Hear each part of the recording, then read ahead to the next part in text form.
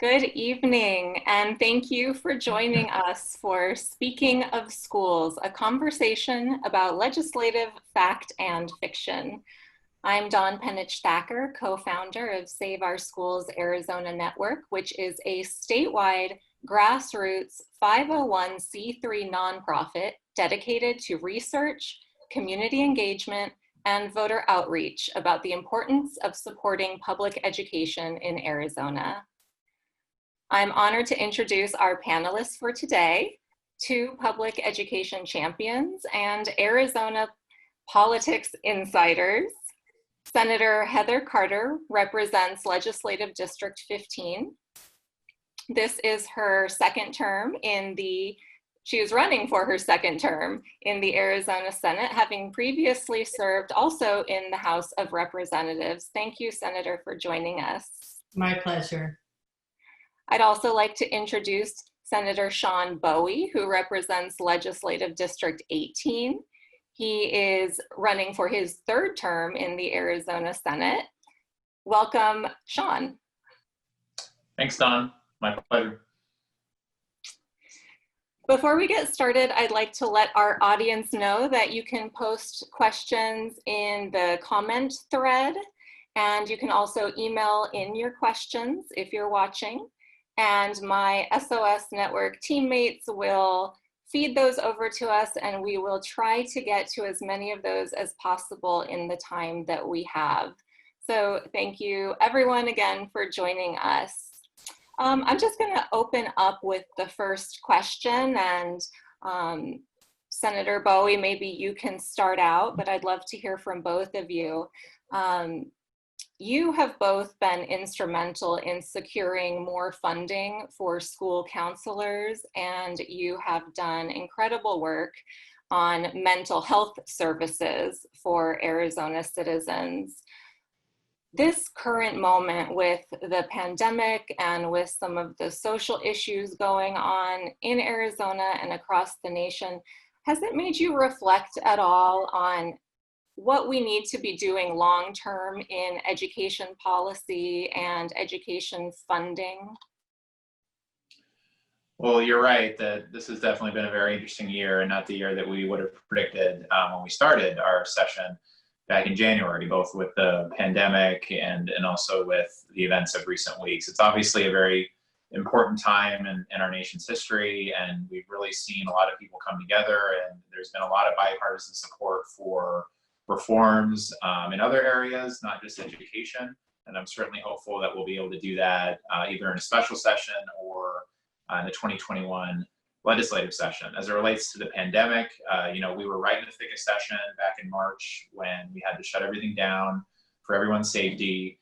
And we had a lot of ideas with our budget this year. We had a projected $1 billion surplus, and we wanted to use a lot of that for K-12. The governor's proposal in January talked about increasing more funding for counselors and social workers and mental health support, and more funding for higher education. And there's a lot of things that we wanted to do. And obviously, all of that took a back seat with the pandemic. And thankfully, the revenue numbers have gotten better over the last couple of weeks. About a month ago, we were forecasted to have a $1 billion deficit going into this next fiscal year. And thankfully, it's not going to be as bad as we thought it was going to be. But going forward, it's going to be really critically important for us to protect the investments that we've made, not just in K-12 with our teacher salaries, with the 20 by 2020 plan, the funding that we were able to secure last year for counselors and social workers and mental health. I mean, K-12 is half of our state budget. It's about $6 billion out of a $12 billion budget. So that's going to be a really important thing for us to focus on. And we talk broadly about kind of inequity in the system. That's something that we've talked about and focused on for a really long time. You see it certainly in some parts of the state more than others, even within communities. I mean, I represent the Kyrene School District, which I'm a product of.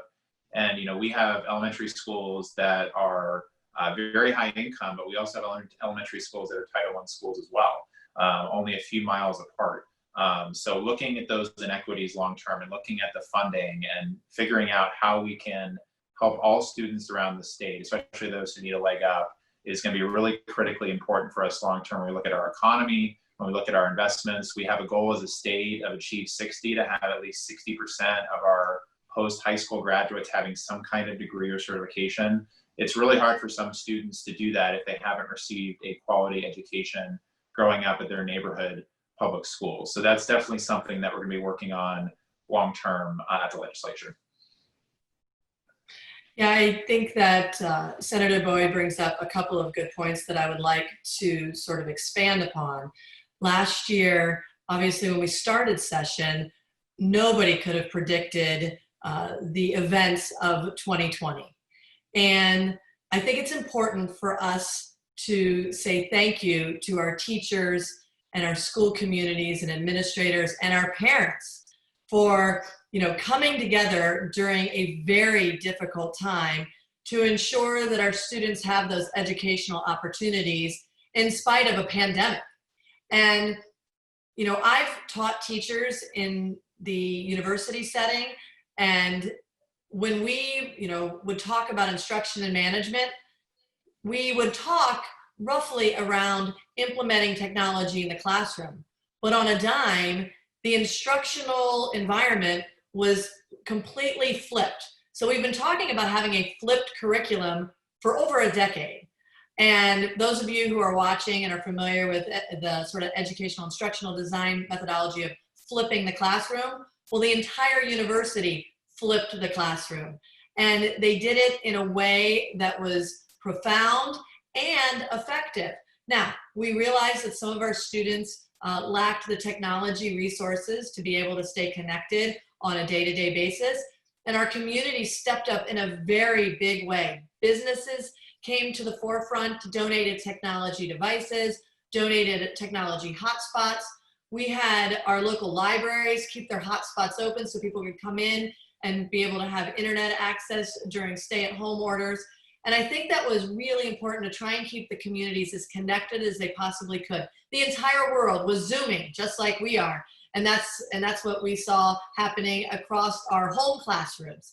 And I think our parents have a new appreciation for the work that our teachers do on a day in and day out basis. So thank you to our teachers for everything you do to help keep our kids on that right path, making sure that they have those educational opportunities.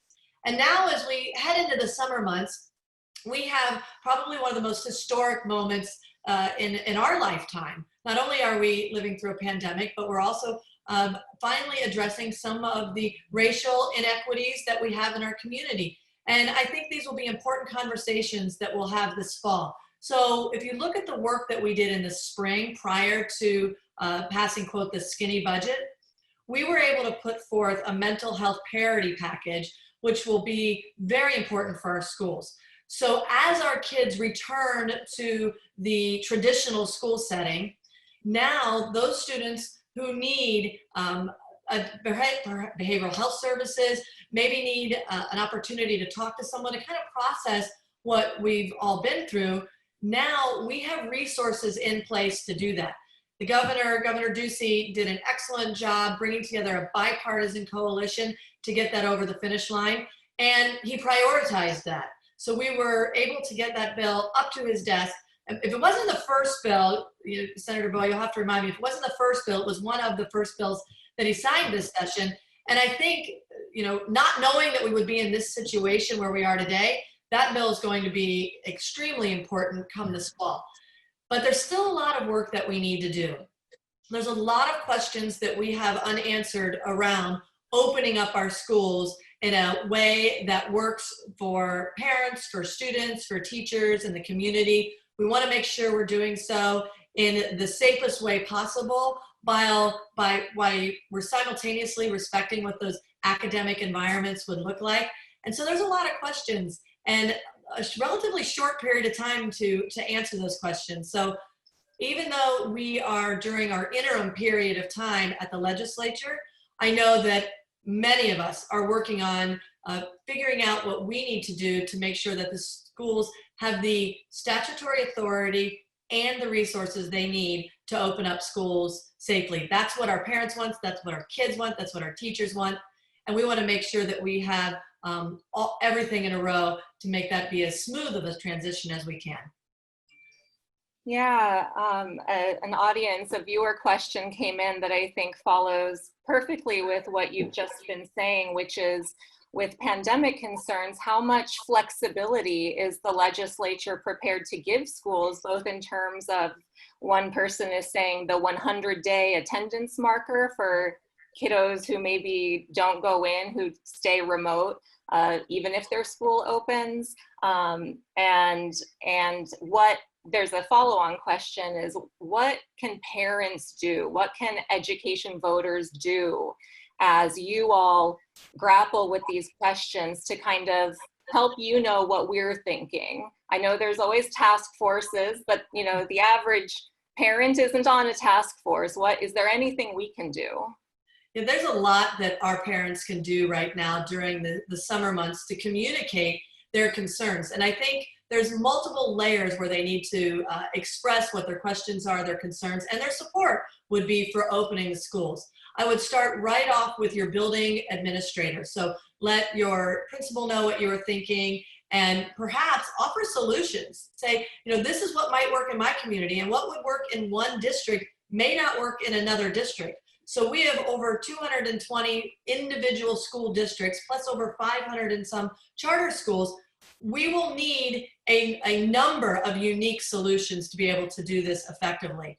Then you want to make sure you're communicating with your district staff or your administration staff at the district level and your school board members. Conversations are happening now and throughout the summer, because what works for your community may be different than works for a neighboring community. So you need to express what your concerns are, your questions, and the ideas you have to open safely. And then ultimately, I do think it's important for our parents to reach out to their elected officials. So I represent 3 school districts: Paradise Valley Unified School District, Cave Creek Unified School District, and Deer Valley Unified School District. So I'm encouraging the community that I represent as a state lawmaker to reach out to my office and let me know what you're thinking. I know many of our parents would like to return to whatever the new normal will be for schools come this fall, and we're a few weeks away from that.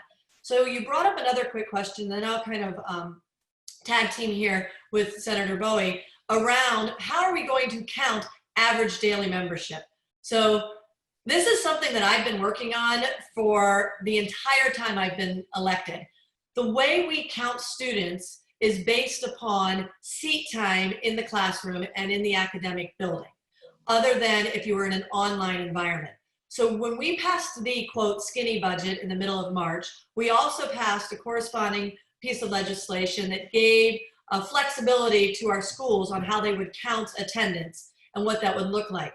We will need that type of flexibility in the fall, because some schools may adjust calendars and attendance days.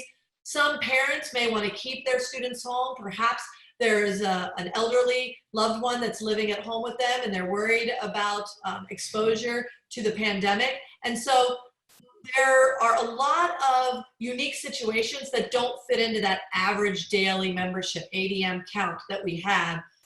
That's a historical piece of legislation. So moving forward, we will need to provide some sort of guidance to the schools. That can come in a number of different ways. It can come via the legislature. I know the governor is working with our superintendent of public instruction.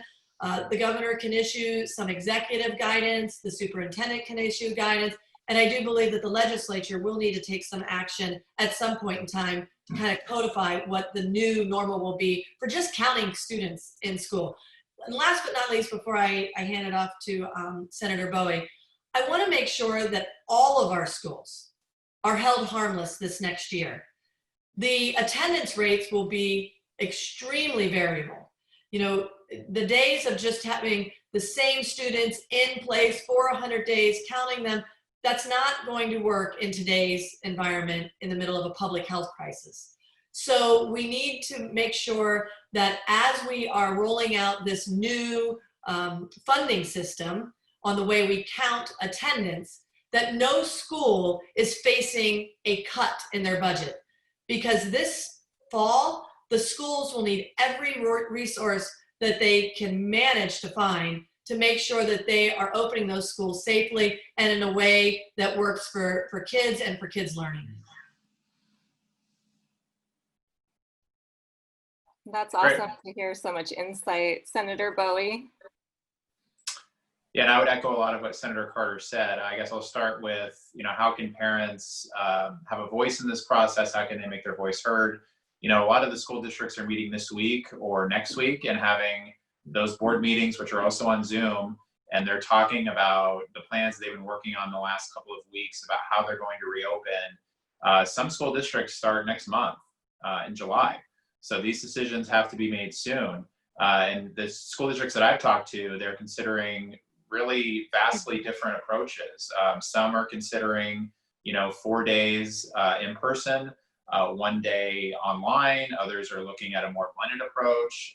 Some school districts are thinking about starting earlier and then leaving at the Thanksgiving break and then coming back in January. So it's important that you reach out to your school board members. School board members are elected just like us. They get longer terms than we do, but they're elected just like we are, and they really do want to hear your input if you have kids in those school districts. I represent 5 school districts. I represent Kyrene, Tempe Union, Tempe Elementary, Mesa, and Chandler, very large school districts, and they're all considering pretty different approaches to reopening. So definitely make sure you reach out to your school board members. In terms of what we can do with the legislature, Senator Carter mentioned the attendance, which is really important. As far as funding goes, it used to be in the past, we used something called prior year funding, and it determined the funding amount based on the prior year enrollment, and that's changed now to current year funding. So a lot of the school districts that I talk to, they're worried because they don't have a firm estimate of what their enrollment is going to be. And if their enrollment is 10 to 15 to 20% less than it was last year, because a lot of parents are concerned about their kids going to school too soon, that they might get sick, that's a lot of funding that schools are going to lose. And that's going to impact teachers, it's going to impact support staff, all of the investments that we've made in mental health support over the last couple of years. So I would love for us as the legislature to look at that in a special session this summer. And I met with the governor last week and raised that point directly with him, that our districts are really worried about that uncertainty when it comes to funding. So these are all things that we're actively working on at the legislature, and my advice would be to attend those school board meetings. Some are happening tonight and this week. Reaching out to your school board members and superintendents, that's really critically important. And if you don't mind, Don, I'd like to add another point to consider during this conversation that I haven't seen out in the social media conversations, and I think it's important for us to at least bring it to the forefront in this conversation. So we've talked a lot about school counselors and mental health issues, and that is very important, and even perhaps more important now given what we are going through as a community. But we also need to be mindful that many of our schools do not have a school nurse, or that the school nurse is shared between multiple locations. I ran a bill last year to address the nursing shortage in general, and then a bill specifically to look at the school nursing position. And in Arizona, similar to the same statistics we find with our school counselors, we have a shortage of nursing staff. Well, we're in the middle of a public health crisis. So we need to make sure that we have the necessary workforce in our schools that are able to partner with our administration and our teachers to keep the school community healthy. Things like, for example, taking temperatures. If you go into a hospital or to see your doctor or to many other places of business, they're taking temperatures. So how is that going to work in a school setting if there isn't a school nurse? And how will you scale that up to make sure that we have the appropriate health employees on staff to address these concerns? Another thing that we have talked a lot about is personal protective equipment. And when you're looking at putting large groups of people together, what will be the protocol and the rules around masks, gloves, hand washing, even things as simple as buying more hand sanitizer? That's an expense. So I think it's also important for us to really be mindful about our schools in a way that we're looking at them as a public health institution as well. And how can we support our schools setting that type of an infrastructure up as well. You know, we all joke when we send our kids back to school with the back to school list, right? And you go to a store and there's a list. I guarantee, you know, we always ask for at least one bottle of hand sanitizer. I'm sure they're going to be asking for more. And what if the supply chain is shut down like it was in the spring? So there's a lot of things that will go into opening up a school that I think we need to be mindful of, and that people are starting to have these conversations. And that's why we need to hear from parents, and we need parents to help us be problem solvers, because none of us have been through a time like this. And so we all need to work together and try to figure out what works best for your individual community. Thank you. And since you've both been elaborating on your perspectives on this, a lot of comments have come in just expressing how education can't afford to take a single cut, that there's so much, you know, that we need to actually step up to the plate for it, as you've been talking about. We had one of these conversations last week, and the panelists talked about the notion of how this pandemic has really put a spotlight on what we normally consider sacred cows in education. So one example would be standardized tests, and kind of thinking, is this an opportunity to say, you know, we're already doing so much, maybe we can take the emphasis off of things like standardized tests. And I have to say, as a parent and teacher, my ears definitely perked up on that one. Just helping us see what's really important. What does the school day really need to contain, and what does it not?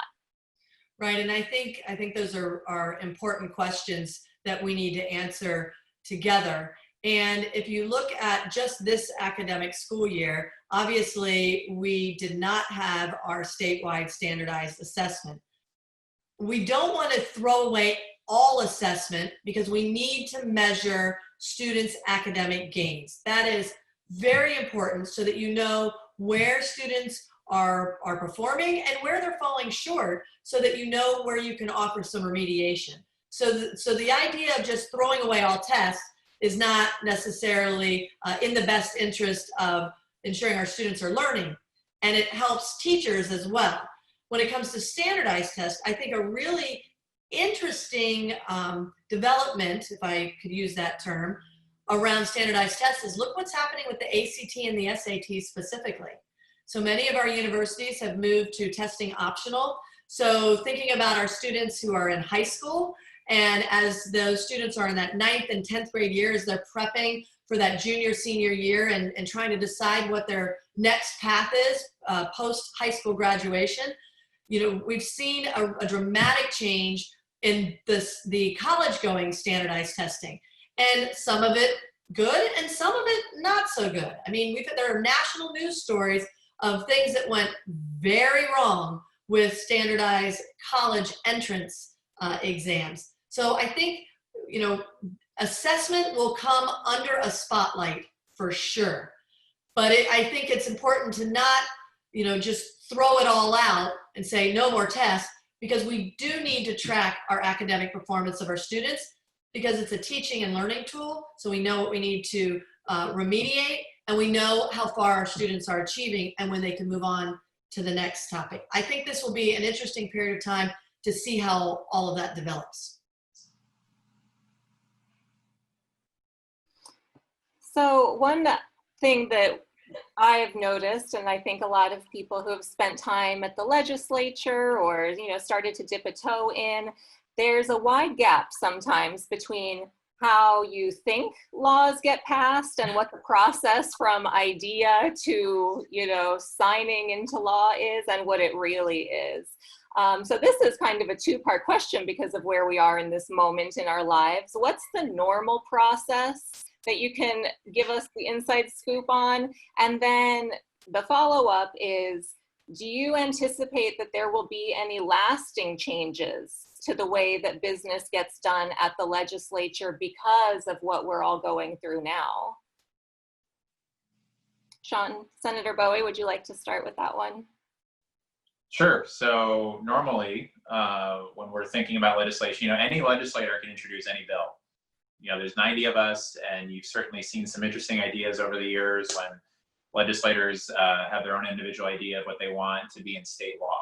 So sometimes it's an idea that you have, say maybe you've got an idea from a constituent, or you've seen something another state has done. Like I usually do a lot of research on not just education, but on other issues. And I look at, okay, I'm interested in this issue, you know, what does it look like in other states? Like the bill I had signed into law last year on suicide prevention training in our schools, Mitch Warnock Act, that was something that about half of our states were already doing.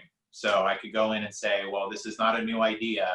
It's something that a lot of other states are already doing. So you get ideas from a lot of different places. And then what you do is then you take it to staff that we have at the Capitol, attorneys, and they really write the legislation. They go into statute and they determine, well, do we need an entirely new section of statute, or are we looking at revising something, adding words, removing words from statute, and they kind of put it together for you as a bill. And then there's also a stakeholder process, which is really important, not just in terms of education legislation, but healthcare and infrastructure and all down the list. And my approach is, and this is not the same way that everybody does it, but my approach is, if I'm going to have a bill that's impacting people, I want to hear from those people and hear if it's a good idea or a bad idea, or if we need to make tweaks to the bill to kind of make their lives easier. So I've had a couple of bills signed into law around K-12 education, around mental health issues. So as part of that process, I meet with the School Boards Association, the administrators, I talk to my local school districts, and I try to make the language as flexible as possible for them, because naturally, anytime you introduce legislation, people generally don't like having to do new things that they're not currently doing. Like they have to either do more work or they have to change the way that they're doing things at their job. So I try to make it as flexible as possible, include them in the process. Some legislators don't include those folks in the process, and then it turns into a really big fight, and you see that in committee hearings and on the floor. My approach is, well, if it's going to impact you, I want to hear from you. We might not agree on every single facet of the bill, but at least, you know, my door is open to you and I got your input, and I've made changes to legislation because of ideas that folks have had. And then the hope is when that legislation is ready to go, it's been workshopped, it's been vetted, you've had that stakeholder process, and then you can go forward, hopefully with a lot of these groups supporting it and them saying, you know, we worked with Senator Bowie on this and we made some changes and we're happy with it. The broader base of support that you have makes it much more likely that your bill is actually going to get passed. I mean, it's really hard to get a bill passed. Mm-hmm. Every year there's at least 15 to 1,600 bills that are introduced. And in a normal year, about 400 or so get signed. This year it was only 90. Because of COVID and the impact that it had on sessions. So the more work you do ahead of time in building that coalition, having that stakeholder process, and Senator Carter has had dozens of bills signed into law, so I'll let her talk, but the more work you do on the front end, the higher likelihood of success that you're going to have on the back end when it comes to actually having that bill signed into law by the governor. Well, and I think an important point to remember is that it takes 31 members in the House, 16 members in the Senate, and then sometimes the hardest vote to earn is the governor's signature. And so when you're looking at legislation, there's a lot of opportunity to engage in conversations if you're introducing a bill in the House with House members, but then sometimes you forget, oh yeah, there's a whole other chamber that you have to navigate. And there have been bills that have come out of the House, you know, almost or completely unanimous, and then have failed a glorious death on the Senate floor, or vice versa. They have sailed. I've had bills that have come out of the Senate 30-0. For example, the bill that I ran in support with the public health organizations to address the teen vaping crisis in Arizona sailed out of the Senate unanimously and never received a hearing in the House. So you have to remember that the bill has to navigate both chambers and then ultimately be signed by the governor. And another important piece, this is like government 101, is that there are 3 branches of government. That bill has to pass constitutional muster. So if your bill is written in a form that is unconstitutional, this is something I'm spending a lot of time talking to my constituents about over the interim. It could be the best bill, short title, you know, whatever the fancy name you want to assign the bill. But if it's not constitutional, the bill could get passed, it could get signed, and if it's litigated, the state will spend millions of dollars and that bill will go down in flames. So you have to make sure that you have it in constitutional form, work through both chambers, make sure you have the governor's support to get something over the finish line. But then, as you heard Senator Bowie say, your work is not done. Here's what's interesting.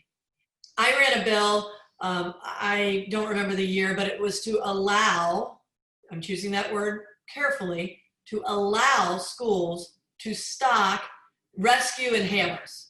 So if a student had an asthma attack, even if it was an undiagnosed asthma attack and they're labor breathing, and if you call 911, many of our rural communities, even some of our urban areas, it's 15, 20 minutes to get somebody to respond.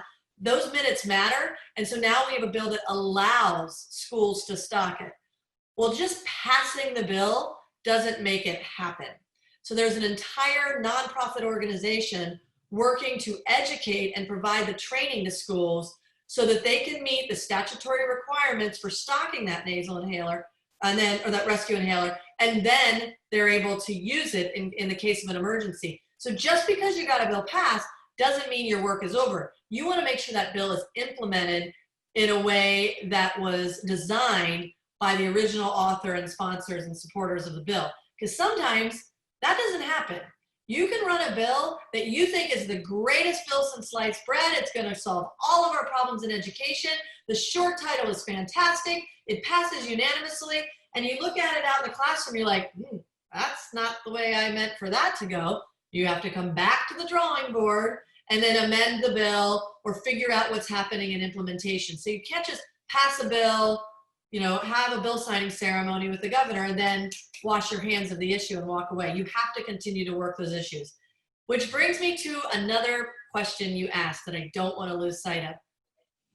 You asked this question, what do you think will change in the legislative process given that we have completely conducted our business virtually since the middle of March?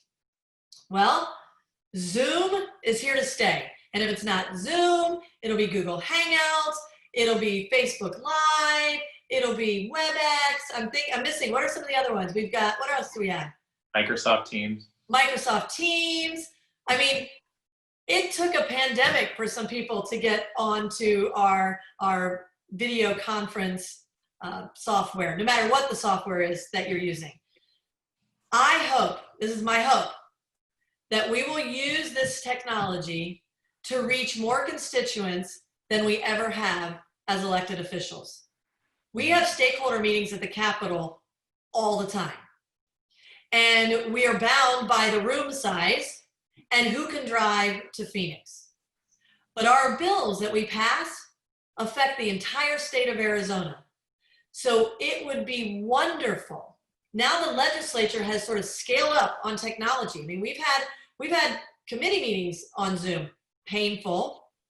I mean, I know Senator Bowie, you can talk more about that. Slightly painful. But if we could use this technology to engage more citizens across the state so that we hear more voices in the legislation that we're working on down at the Capitol, I think that would be tremendous. What I hope does not move forward into our new normal is this disconnect with the public. People still need to be able to come to the Capitol.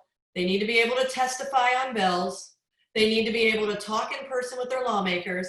And so that's what I think is something that we want to ensure continues so that there isn't a disconnect between the work we do at the Capitol. The bills that we put forward need robust public debate. And we do that in our committee structures. So as long as we still have access to the public, that is important. But if we can expand our access using technology, I think that would be a real win for the people of Arizona.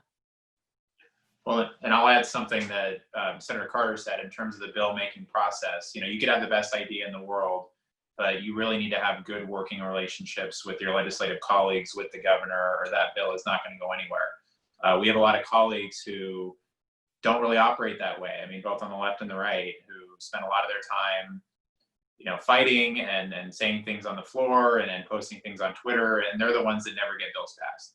So I'm one of the more pragmatic members of the caucus. Senator Carter and I don't agree on everything. And I would say that about a lot of my colleagues, but I have good working relationships with folks on the Democratic side, on the Republican side, and that's why I've been able to, as a member of the minority party, get multiple bills signed into law and have the governor sign them, because the legislature in a lot of ways is like high school. You spend every day with the same 30 people in the Senate or 60 in the House for 4 months of the year. So it's really important to have good working relationships with people, and you might not agree on everything, and you certainly will disagree and have floor debates and have debates in committee hearings, but if you don't have that collaborative, pragmatic approach to your job, it really limits your effectiveness in terms of not only getting bills passed, but getting things in the budget, getting amendments on bills. I view my job as trying to get things done for my district and for my constituents. And part of that job is working with people that I disagree with. So that, above all, I think is the most important thing in terms of getting bills passed, getting things done, is having that bipartisan, pragmatic approach to public policy and to the work that we do with the legislature. And I think the people of Arizona want us talking to each other. They want us talking to everybody that's involved in the legislative process. And we can hold very differing opinions and strong beliefs about issues, but the way we talk about them is what is important, and to maintain working relationships. So as you heard, Senator Bowie and I often disagree very passionately about issues, but the way we talk about those issues and the way we try to have a healthy debate is what is important in the legislative process. Just going to Twitter and trolling people and saying mean things and name calling, that didn't work in my middle school classroom when I taught middle school, and it doesn't work in the legislative process as well. Well, and to what you both have been talking about, several comments have come in from Facebook Live and email from your constituents in both of your different districts, thanking you for being the kind of representatives who get constituent buy-in and who listen to your areas, to your voters. So I wanted to share that with you.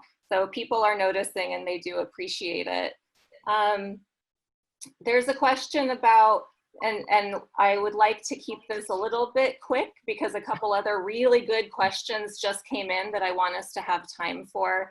A question from a voter is saying, how do you prefer to talk to constituents? What's the best way for a constituent to get a hold of you? It sounds like they've had a little bit of bad luck in terms of getting emails, not from either of you, of getting emails returned, of getting phone calls returned. So how does a constituent who's not already connected connect with you? Well, I would go ahead. Sean. Go ahead. I would say just reaching out to us directly. I get that question a lot, especially when folks come visit the Capitol, or we're doing tours of schools or businesses in our districts. And my general rule is, the more thought and the more work you put into the communication, the better. So just maybe, sending a form email where we get 500 of the same email, and you're not in the district, that's usually not the best way. But, at least for me, if you send me an individualized email and say, I'm a constituent in your district, I live near this intersection, I have kids who go to this school, this issue is really important to me, I'm absolutely going to respond to that. We've been getting a lot of emails in the last week or two about what's been going on in the country and police reform, and I've been responding to each of those emails individually. So calling our office, sending us an email is probably the best way. You can also reach out to us on Facebook or on Twitter or on social media, but I really think just sending that individualized, personalized email is really important. I at least will respond to it. I can't speak for a lot of my other colleagues, but if I know that you're a constituent and there's an issue that's important to you, it's my job to represent you. So I'm absolutely going to be responding to that and following up. And before the pandemic, I had a lot of coffee meetings, and I'd have folks come to the Capitol and meet with me for half an hour, talk about an issue. I have 220,000 constituents. I view those as my bosses. So if you have an issue that's important to you, please reach out, and happy to discuss it with you. So I'll try to go quick. Number one, form the relationships before you're asking them to vote yes or no on a bill. It's like everything else we do in life. It's having those strong relationships with your elected officials before you're in the throes of a, you have to vote no, you have to vote yes. It's a much more difficult conversation to say, hi, my name is, and I need you to vote against this bill. Or hi, my name is, and I need you to vote for this bill. So reach out now. Now is a perfect time to reach out because it's an election season. And so this is a great way to get to know those who are running for the seats, because they should be listening to who their potential voters are in their legislative districts. I will tell you this, and Senator Bowie, you just give me a thumbs up or a thumbs down on this. We do get a lot of emails at the Capitol, at our AZLEG website. And I recommend you send an email there. But it should be the first one if you really want to reach out and grab attention, short, to the point, and make sure you say that you live in the district. And I love that recommendation of saying, here's my address, here's where the school goes. But we get a lot of emails, right, Senator Bowie? And especially sometimes when you get these action alerts, it will completely shut down our phone lines for our administrative assistants and our email systems. And I have my email on my cell phone, and there are times where I can't even get to work email because we're scrolling through just an action alert. I'm not saying those are good or bad. It will consume a lot of space. So if you want your email, the subject title, very short, to the point, make it be about exactly what you want to talk about and catch the attention, and do so before you're asking for them to vote yes or no on a bill. And no better time like the present to reach out. And I think it's important, if I can, to get involved with that individual, because this is a political process. If you like somebody, get involved. If you don't like somebody, tell them why you don't like them. Use your civic duty right now to establish those relationships, because that'll help you when we are in session. Great, thank you. So one of the really important questions that came in that I wanted to have time for, someone is asking, we've seen how important our neighborhood public schools have been during this pandemic. Mm-hmm. How can we make sure that the pandemic isn't used as an excuse to push irresponsible or reckless privatization or for-profit models, when what we need to be doing for the vast majority of our communities and kids is really investing in our public schools? Do you have any thoughts on that? Well, our schools were the lifeline to many of our families. Yeah. Look at what our schools did just in terms of feeding the community during this crisis. They shifted into overdrive. It was incredible to watch the community come together around our schools. And really, if you think about it, historically, the schools are the center of the community. And as you try to address the community concerns, the school is the natural conduit to be able to distribute lunch and dinner and food and technology and resources and information.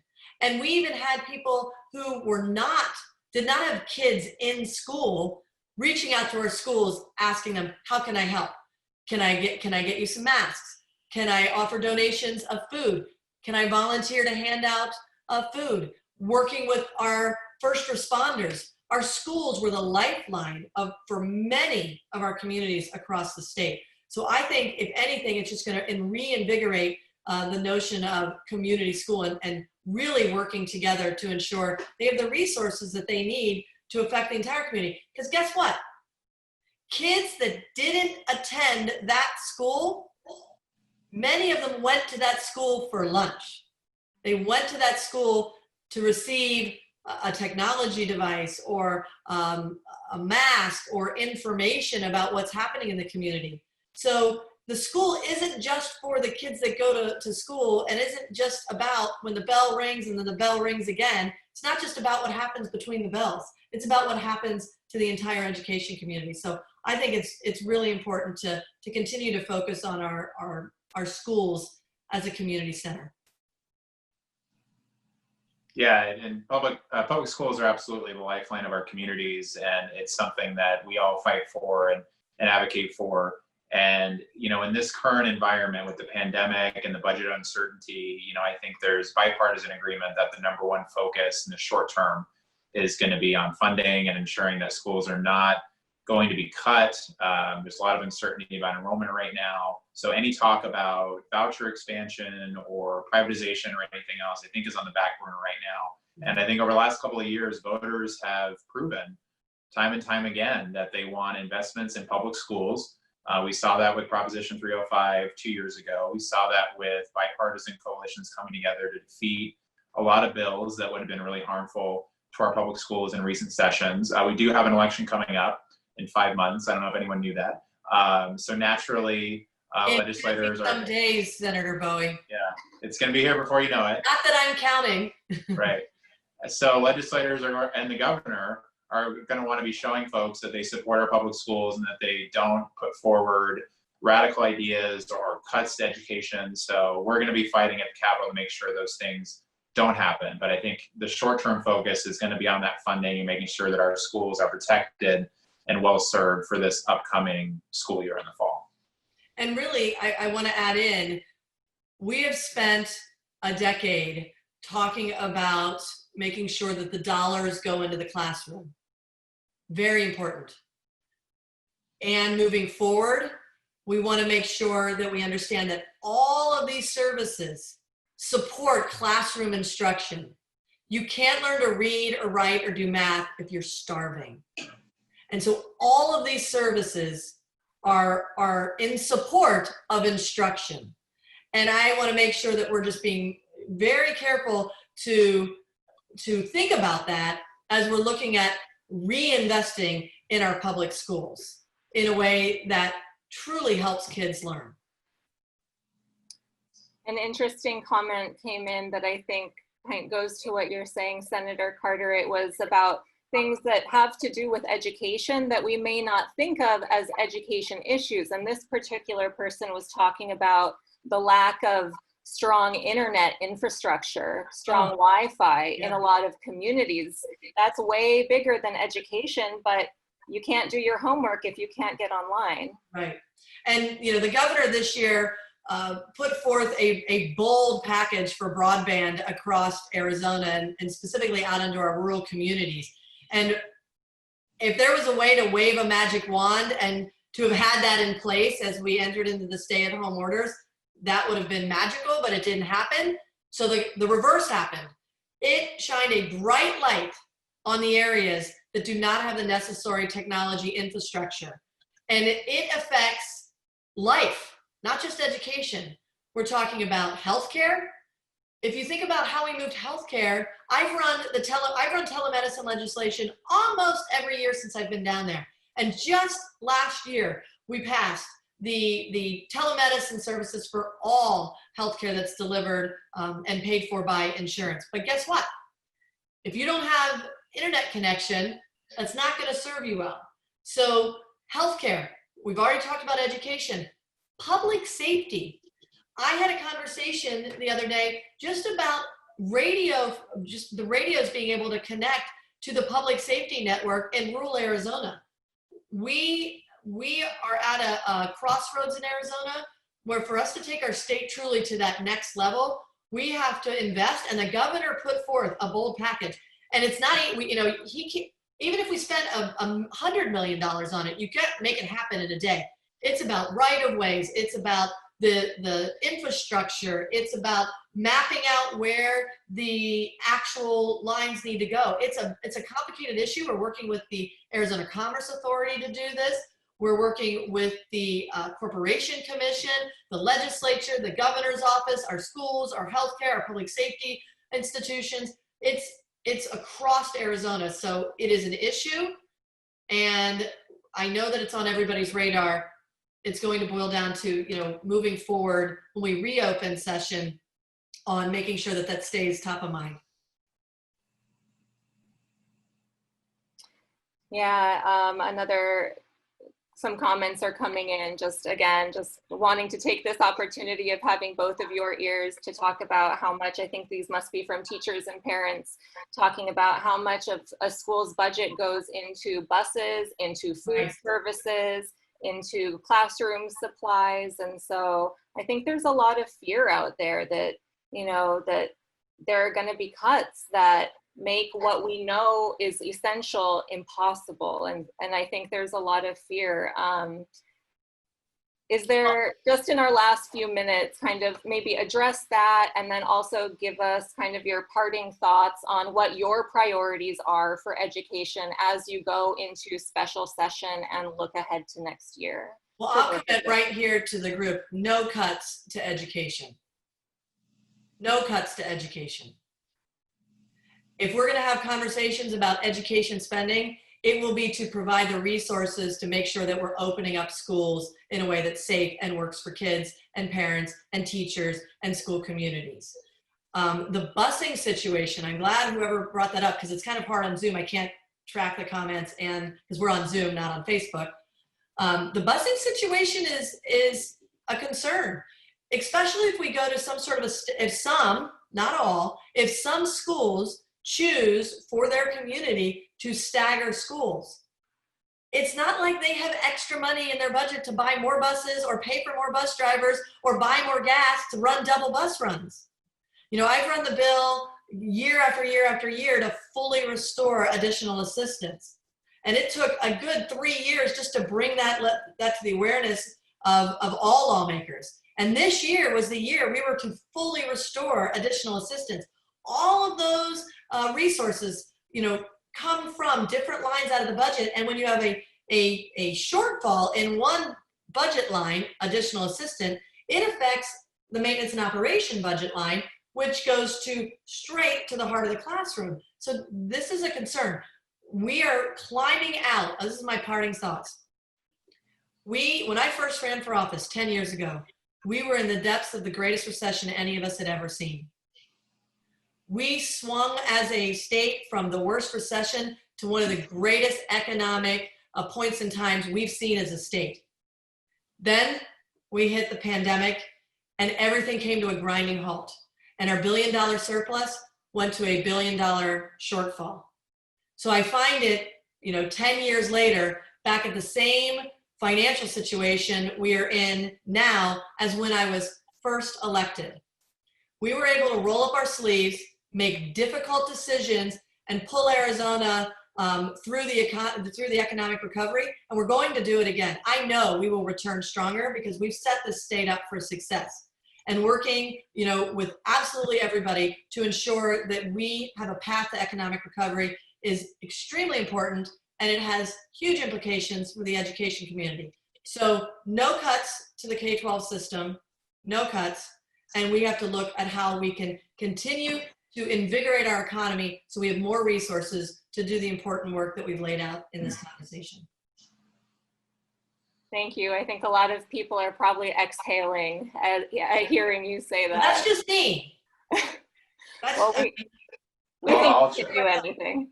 Well, I'll chime in on that as well. I would say no cuts to our public schools either. It's obviously half of our state budget.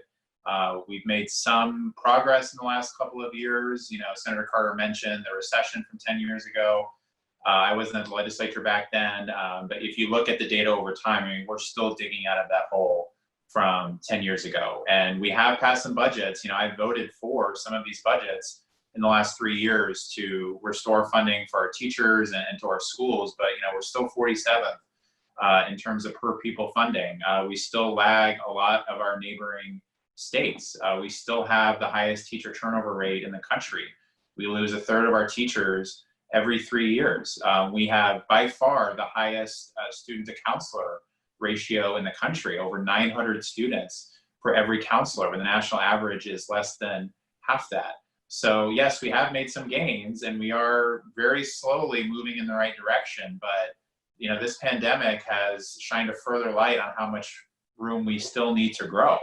And as we come out of this, as our revenue collection continue to increase, we need to be investing more. We need to have lower class sizes. We need to be having more teachers in our classrooms, more certified trained teachers, in our classrooms, more counselors, more social workers.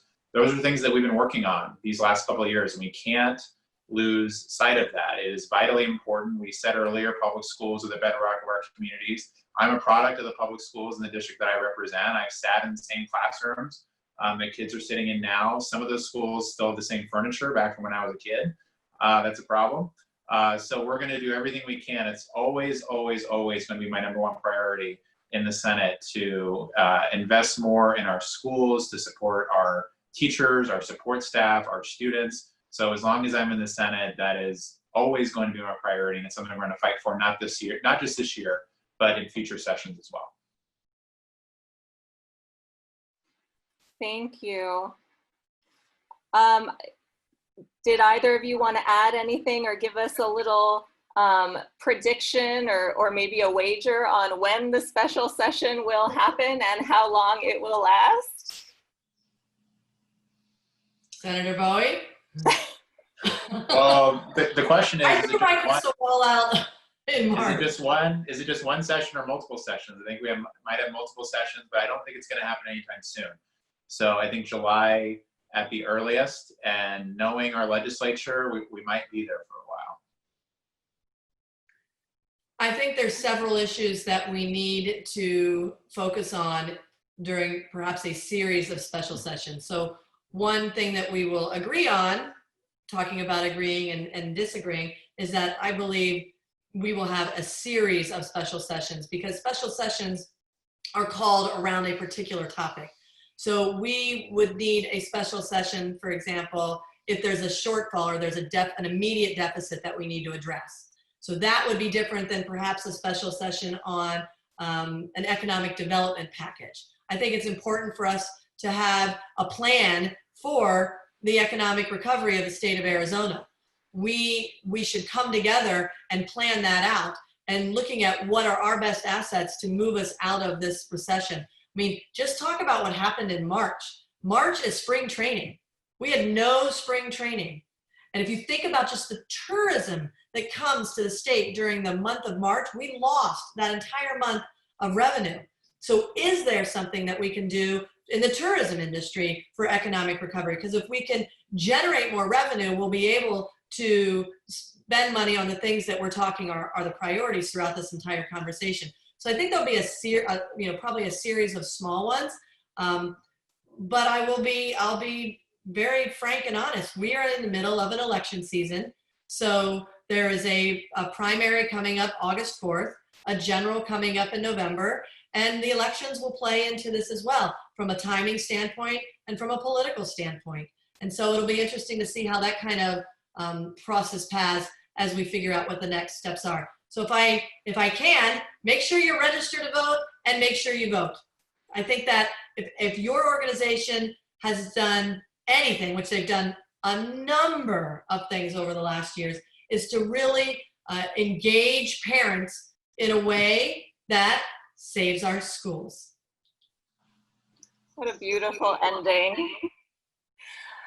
Well, just to share with you the comments as you both wrapped up there, a lot of gratitude for you from your constituents. A lot of folks saying, well, I'm not your constituent, but thank you for all of that amazing information that was so educational. And for anyone watching, to follow up on Senator Carter's encouragement for all of us to vote. If you're watching this and realizing you don't know who your representatives are, or you're not exactly sure which LD is your own, that's really easy to Google, or you can head over to our website, sosaznetwork.org, and we can help connect you with all of that information so that you are chiming in on the issues, on the bills, on the work that affects your lives.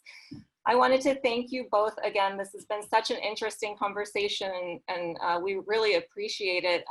If you missed any of this, if you've been watching on Facebook Live and tuned in a little late, we will be posting this to our Facebook page and to YouTube for posterity, so you can go back and get all the goods. Thank you, Senator Carter. Thank you, Senator Bowie. We appreciate you so much. Thank you for having me. Our pleasure. Thank you. Thank you. Good night, everyone.